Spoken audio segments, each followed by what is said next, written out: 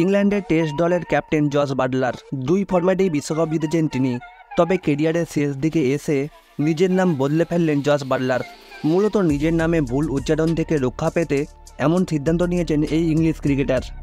সবাই তাকে জস অর্থাৎ JOSH বাটলার বলে ডাকলেও তার নামের আসল উচ্চারণ হলো জোস অর্থাৎ JOS বাটলার। কিন্তু প্রতিনিয়ত ভুল উচ্চারণ শুনতে শুনতে বিরক্ত হয়ে ভুল নামকেই বরণ করে নিয়েছিলেন এই ডানহাতি ব্যাটসম্যান।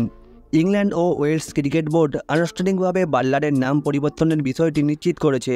একটি ভিডিও বার্তায় বাটলার বলেন, আমি ইংল্যান্ডের সাদা বলের ক্রিকেটের অধিনায়ক জস বাটলার।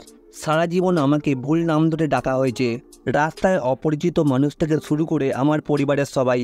আমার নাম JOSH নয়, আমার নাম JOS বাটলার।